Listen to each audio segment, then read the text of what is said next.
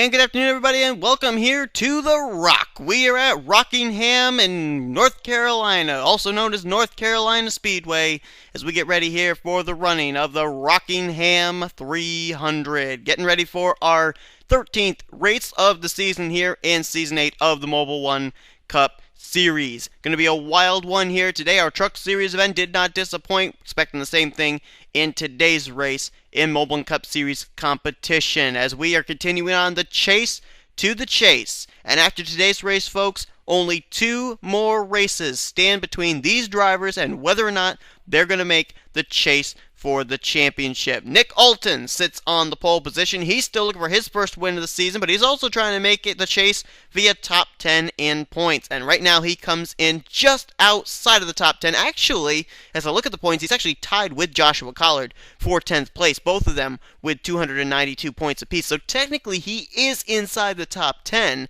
Just looking at the scoring monitor right now, they have him listed 11th. He could be 10th or 11th, depending on what you choose. But he is basically tied for the 10th position coming into today's race. But he still wants to pick up his first win of the season and the first of his career. Alongside of him, driver that is no stranger to Mobil1 Cup Series competition and winning championships, Mobil1 London, former champion in his own right, won the Mobil1 Cup Series championship, I believe it was back in Season 4. Mobil1 London still trying to pick up his second championship, but he's been having a rather struggling season, 35th in points. Really could use a win here today at Rockingham to get himself back up into the championship picture. He picked up a Snickers Cup Series win at M&M's last week, but he's trying to get his program in Mobil1 Cup Series going. Sean Henley lines up in 3rd place, another driver that really is having a struggling season, 37th in points coming into this race. He's going to try and look for something to happen with a good qualifying spot, and alongside of him, rookie that's having a great season, Zach Hamlin.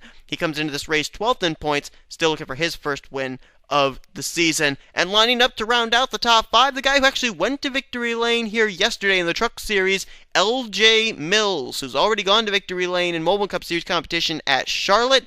His only 2 wins that have come this season have come at races in the state of North Carolina. Could he pick up a 3rd here today and the 2nd of the season? He also comes in 9th in points. If he could pick up a win here today, pick up his 2nd win of the season, we could very well be looking at the first driver that we'll know for certain is going to be in the Mobil1 Cup Series chase for the championship. But enough talk. It's time to get these drivers rolling off and see what they got for 40 laps of racing here today at The Rock in Rockingham, North Carolina. The points coming into this race, Charles Jackson has taken the points lead over by 4 points over 2nd in standings and rookie points leader Dylan Thoreau. Levi McIntyre, Dylan Pote, Tristan Foltz complete the top 5. Ricky Falcon, who's not in this field here this week either, due to that whole glitch thing with NR setting the settings back to the player info being driver number 1. He's now up to 6th place due to the fact that he's been getting default 15th place finishes for the past few weeks. Jessica Shelton 7th, Andreas Allen 8th, LJ Mills and Joshua Collard, that's the top 10, but Nick Alton is also tied with Collard for 10th, so we can say he's in the top 10 in points as well. As here we go, green flags out, 40 laps of racing, 2 times more than what we had in the Truck Series race. Let's see what happens here today. Didn't take us long for us to have a caution flag in the Truck Series race. It came out on lap number 3, but it was a solo truck spin. We'll see how long it takes for a yellow to come out here in Mobil1 Cup Series competition as Henley goes to the point. The Mobil1 Cup Series considered the more calmer of the 3 series, where cautions are less likely to happen, but the way they're racing right now, I don't think that's going to be quite the case here today. As my Facebook just went off twice.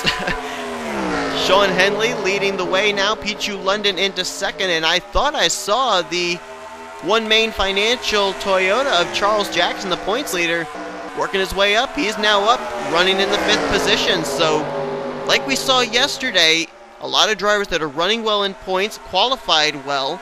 Well, same thing here as Nick Smith just got taken out, and I couldn't even tell who it was that took him out. The 3 car has been turned to the infield, and is the caution out? It better be. There is no caution. Why? Did Nick save it? He couldn't have. He got a lot of damage on the front and the left side of his car. Looks like the car that got into him was actually his teammate, Andy Timmons, in the 25. These two need a caution now, but I don't know, they're pretty badly damaged, both the 3 and the 25, but no yellow for the two teammates out of Michael Norman Motorsports getting together. Sean Henley leading the way, still single file. Oh, there they go again! A couple of drivers got turned. That time I saw Tim Walsh get turned by Kyle Matthews, and then 2 other cars got together, and there you go, there's a caution. The 70 turned the 32, and then 2 other drivers did the exact same thing, but I couldn't tell who they were. They were too far back to be able to tell.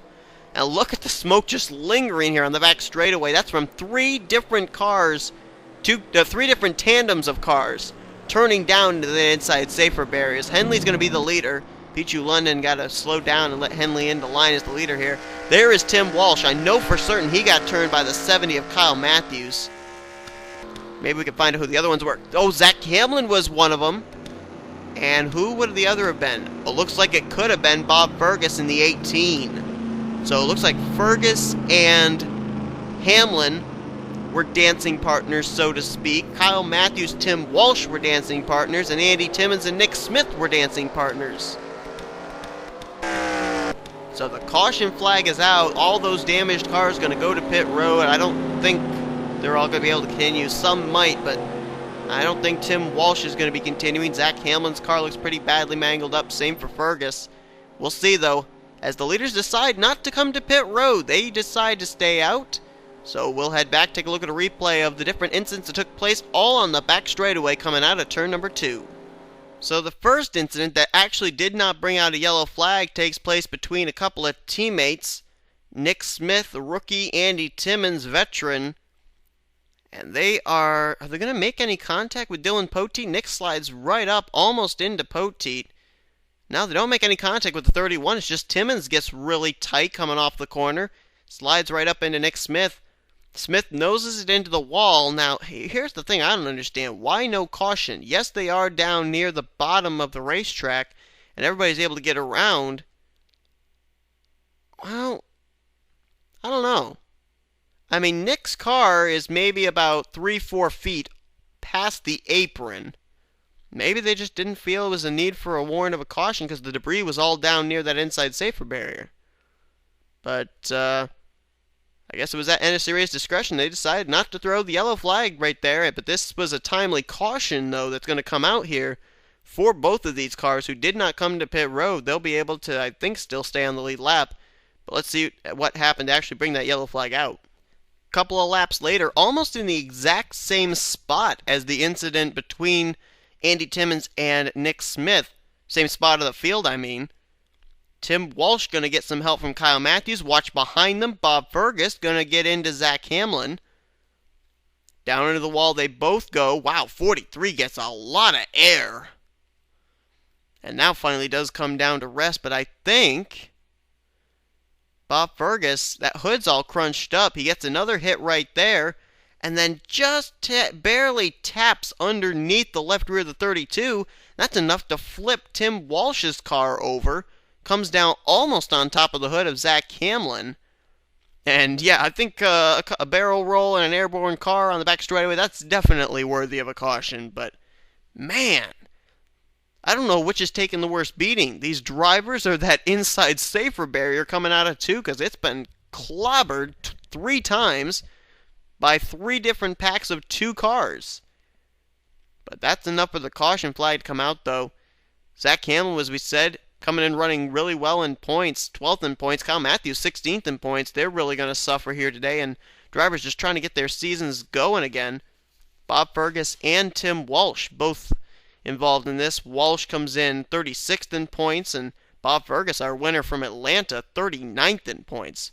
So, boy, a lot of drivers struggling here at Rockingham already. Let's see if we're going to go back green, and if so, who's going to be taking that green? We'll go back to green flag racing. Sean Henley is going to be the leader over Pichu London. Leaders did not come to pit road under that caution flag. Truck Series winner L.J. Mills lines up 3rd. 4th is the pole sitter Nick Alton. And the points leader Charles Jackson lines up in 5th. Caleb Farrell runs in 6th. 7th, Jake Rogers. 8th place is going to be Bob Jones, Dylan Poteet in 9th, and Carson Gum completes the top 10. Move a little further back in the field, Justin Talampis is 11th, 12th Tristan Folks, Jacob Lawler in 13th, 14th James Silverfox, our winner last time out at M&M's. Stephen Pollard III is going to restart in 15th. 16th is Jordan Davis, our winner from 2 weeks ago. Then you got James McLeod in 7th, 8th Mason Wood, 9th Dylan Thoreau, and Joe Davis will complete the top 20. Sean Henley ready to get us back underway here. 3 Turner cars have gone to victory lane already this season. Poteet at Thornton, Silver Fox last week at M&M's, and Dylan Young, actually no 4, because Dylan Young won at Las Vegas and McLeod won the season opener at Daytona. Sean Henley could become the 5th Turner car to go to victory lane this season. And Caleb Farrell in the 42 is back there as well, and just outside the top 5. I mean, it's been quite a season for Turner Motorsports so far. 4 of their drivers to victory lane, and 4 different drivers as well.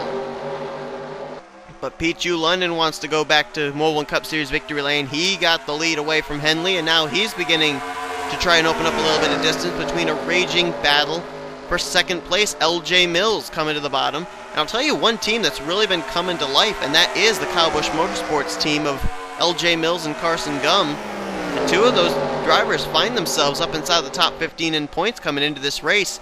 And both of them had great runs in yesterday's event. Carson Gum came away with 10th, and LJ Mills came away with the win as there's smoke on the back straightaway. Looking up top, yes, there is a caution.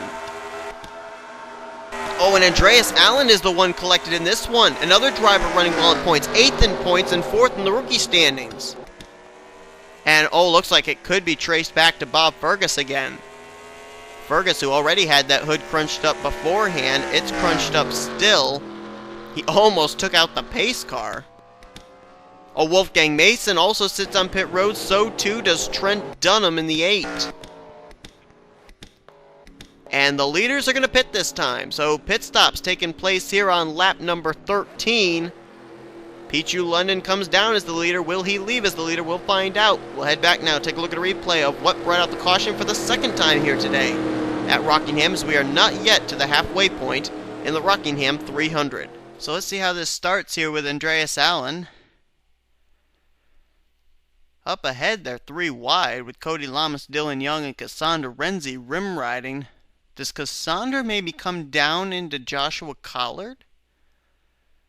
I don't know if that's the case or not. No, those 2 actually kept it together. Andreas, we've seen this quite a bit. Drivers trying to get that inside line working. Andreas just got tight. Collard was not willing to go down to that inside retaining wall, though. He just shoved the 7 away. And Andreas comes right back up into traffic. Oh my goodness. There's where Wolfgang gets involved. McCrory, I believe, is going to get a tiny piece of this. And then here comes Trent Dunham. He's going to run straight into the back of the 7. Oh, there's the black smoke erupting from his car. Look at McCrory rubbing doors there with Wolfgang Mason to try and get by. And Kyle Matthews able to avoid as well. And look there, 7 car. That car just, it's like the brakes were gone. Man, that is a tough break there. Not only for Andreas Allen, but the fact he couldn't keep the car down on the inside. Car shot right back up into traffic, and Trent Dunham and Wolfgang Mason collected as a result.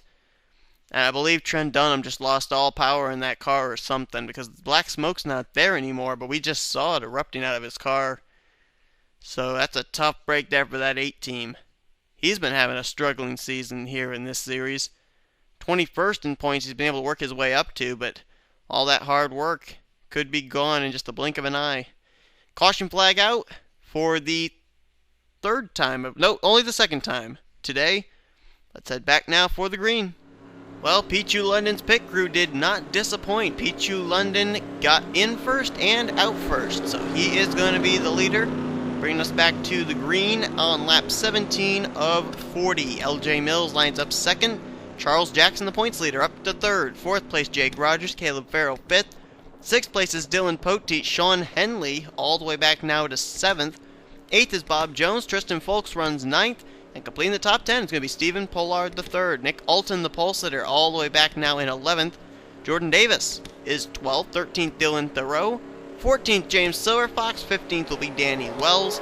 Sean Galligan, 16th. 17th, Mason Wood. Rest of the top 20 is Jacob Lawler, Carson Gum, and Justin Talampas. So we get ourselves back green here just before the halfway point.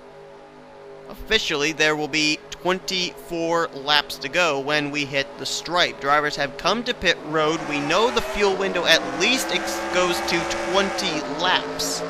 Does it go to 24 though? That's going to be a question we're going to try and answer here if this thing goes green to the end, which the way they've been racing so far, not quite sure if that's going to happen. I mean, we can't put the fact that we had a single file restart into play and the fact that we think that it's going to go clean and green to the end because we already had a caution. They were single file and we just had that wreck with Andreas Allen after a single file restart.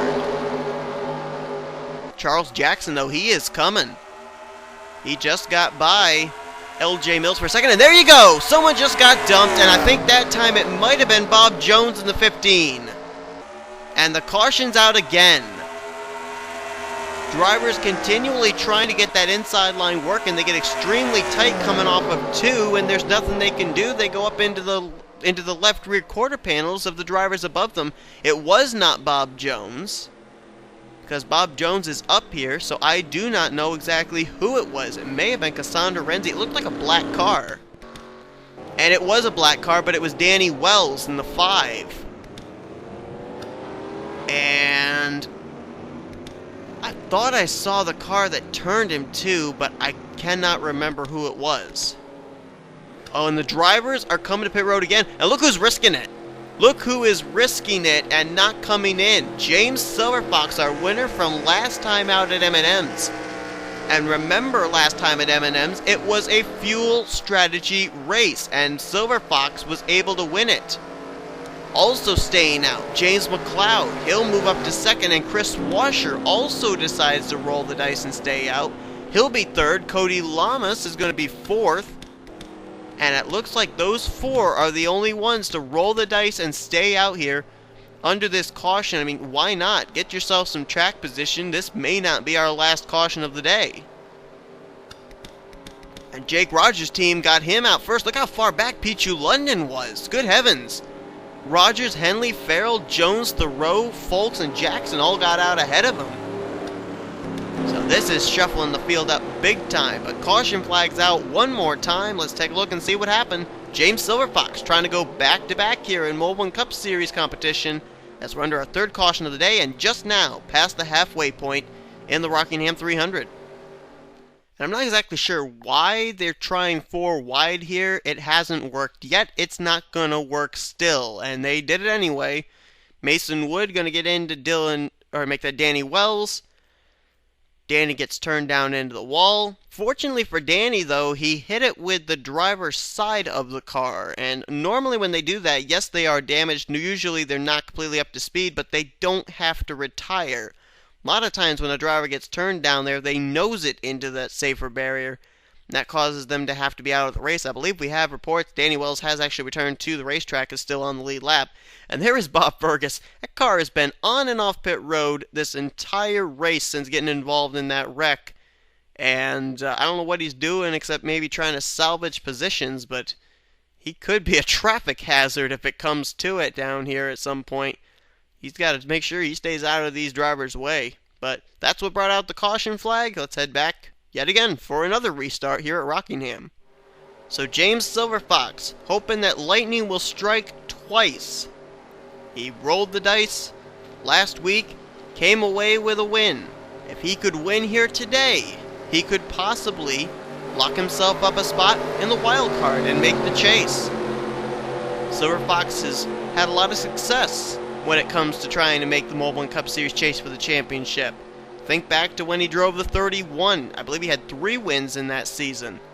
He also was a 2-time winner last season.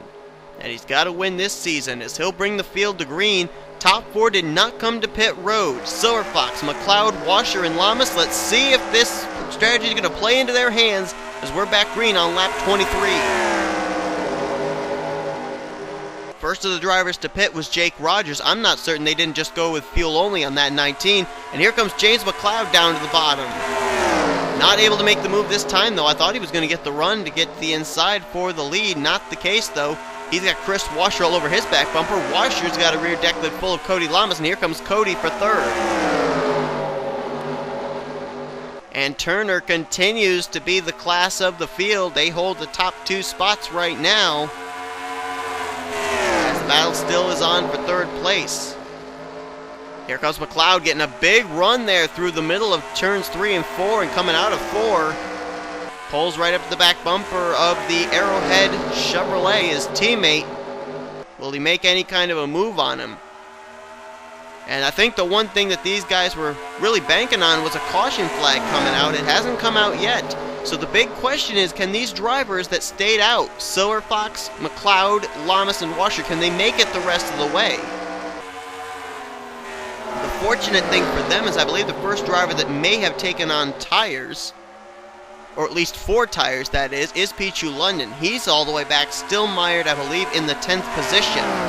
So it would be a while before he catches up to them. They may be able to run the laps down enough that Pichu London may not come into play with the fresher rubber.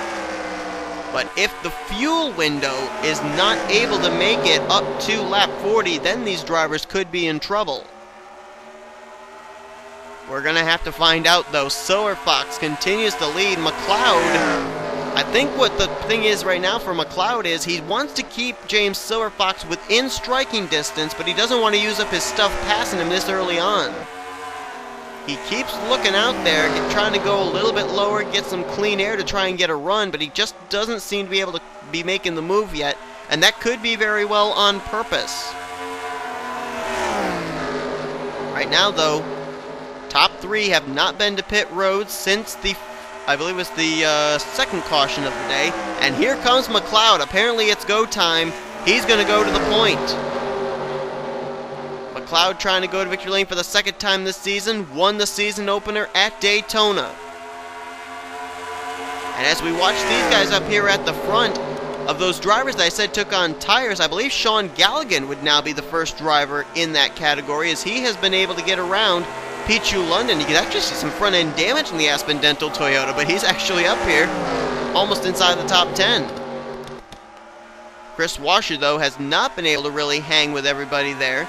He's back in 7th place now behind Tristan Folks, so the track position has kind of helped, but he hasn't been able to keep his car up there at the front like Silver Fox and McLeod have been able to. And now Jake Rogers, who I'm pretty certain can make it the rest of the way on fuel, he now takes 2nd place away. We could be looking at a guy maybe who could be a contender for this win if McLeod cannot make it the rest of the way on fuel. And now Caleb Farrell moves himself up into the top 3 as Bob Fergus wisely moves to pit road again. That car has been on and off pit road every single lap. He is way off the lead lap, but still running.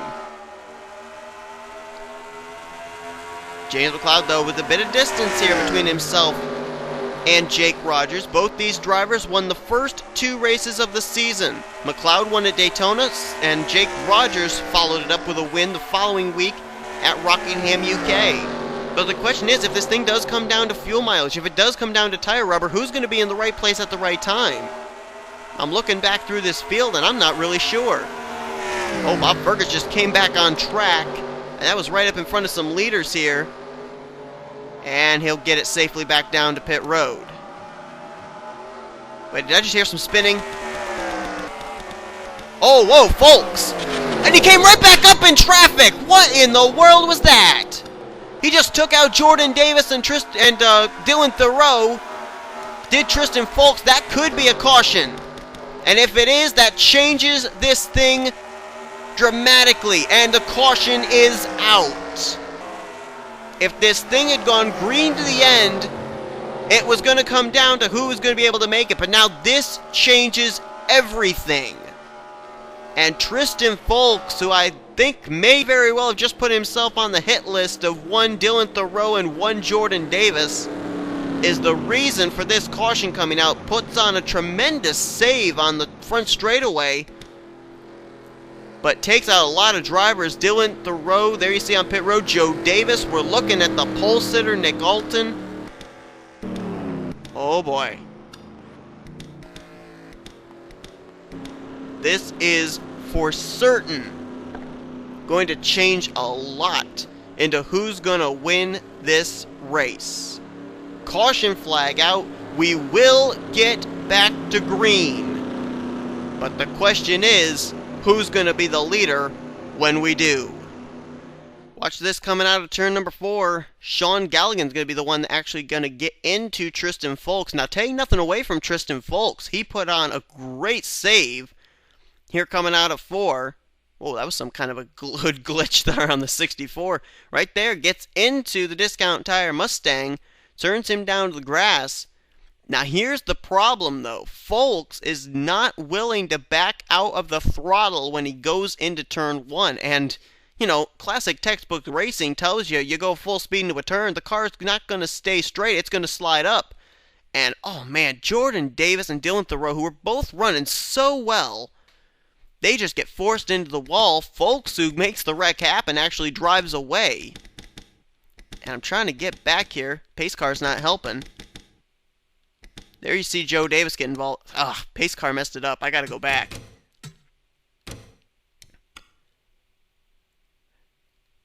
There you see him.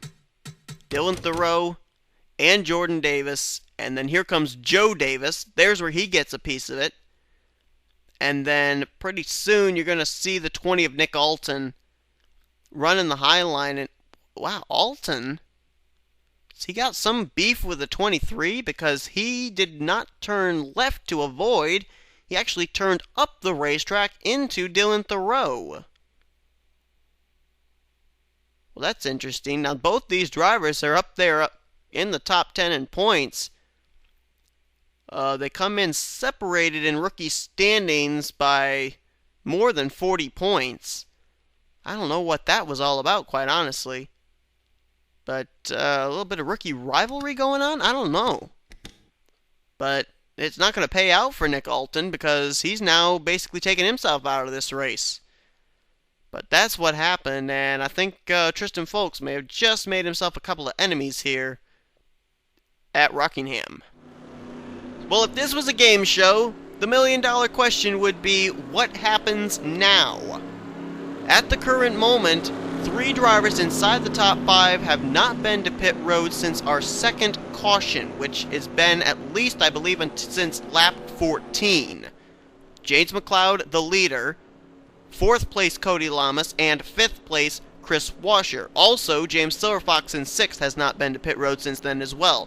Jake Rogers, who is running 2nd, I believe, only went with fuel only when he came to pit road. Caleb Farrell's a bit of a question mark, and I believe Sean Galligan, Dylan Poteet on back from 7th place on back. They have gotten 4 tires and fuel when they came to pit road. When we go back green, it's a green-white checkered. Who is going to be the one to hang on here till the end? And I mean hang on to their car, hang on to their tire rubber, hang on to their fuel. Who's it going to be? We're about to find out as James McLeod, Jake Rogers, both of them won the first 2 races of the season. They want to pick up their 2nd wins of the season. Green flag, back out, 2 more laps of racing. Whatever happens, happens. And McLeod got a good jump. Rogers tried to use a slightly higher groove to catch back up, but now he falls back into the clutches of Caleb Farrell. And McLeod looks good.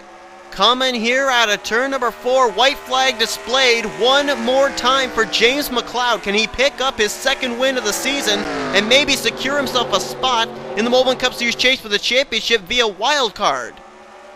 Nobody there to try and challenge him as it's about 3-4 car lengths distance between himself and Jake Rogers. Coming out of turn 4 for the final time. Oh, he's out of fuel! Oh, he's out of fuel! No way! Rogers is going to take the win! You've got to be kidding me! Why didn't McLeod just try coasting it to the finish line? He probably could have made it with the space he had between himself and Jake Rogers. But he came to pit road instead, and what a heartbreak for that 51 team. Oh my goodness, you've got to be kidding me. I'm absolutely speechless. I saw McLeod was slowing. I thought he was out of fuel, but I thought he would have at least tried risking it, coming down the few hundred feet to the start-finish line. If you don't win it, at least you're going to come away with some kind of a top 10. Regardless of whether you're out of fuel or not, don't even worry about it. Risk it. But he didn't. He came to pit road, and as a result, Jake Rogers, who we know was good to go on fuel, he's going to pick up his second win of the season here in Mobil1 Cup Series competition, and now he moves into the first wild card spot. Oh my goodness, that was not at all what I was expecting. I thought we may actually have a photo finish at the line with the fact that Rogers probably would have caught McLeod close to the start-finish line, but the fact that McLeod basically threw up his hands and gave up. Oh man. Well, that was a traumatic turn of events here, and not at all what I was expecting. But Jake Rogers wins, Caleb Farrell second, and you see here too, Cody Lamas, who was on the same strategy as McLeod, he still went for it. He gets third, Galligan fourth, and fifth for Dylan Poteet. Then it was Cassandra Renzi, James Silverfox. After his win last week, solid seventh this week, he also was on the same strategy as McLeod. So was Washer. So out of the four drivers that stayed out, three of them decided to make it to the stripe. The only one that gave up was the guy who was leading at the time, James McLeod. The guys that came in when McLeod did and stayed out when he stayed out, they stretched it and they finished with top 10s. Jacob Lawler going to get 9th place, and Carson Gum will finish out with yet another top 10 this season. Actually, he's got a 10th place in trucks and a 10th place in mobile here this weekend already. Wow. But man, that is unbelievable. I'm still speechless with what just happened right there. Unbelievable. That's such a heartbreak for James McLeod. But that's going to certainly help Jake Rogers in his quest to try and make the chase for the championship, as right now he would sit in wildcard position number 1, provided he's outside the top 10 in points heading into next week's race. Nonetheless, though, folks, thank you for watching. If you enjoyed this race, be sure to give this video a like, subscribe, become part of the crew today. Here comes your official full finish, your results, overall points, and rookie points heading into next week's event. Man, that was such a weird finish. Hope that you'll follow the NNSCRA on Facebook and Twitter. Links are in the description. And we will see you guys next time as we finish out our race weekend here with the running of the, believe it is the Top Secret 400. I may be wrong. I think it's the... No, it isn't. No, I'm wrong. No, it's the Subway 400. I apologize. So, hope you'll be tuned in for that as you've been watching a production of the NNSCRA Offline Racing at its best. We'll see you guys next time.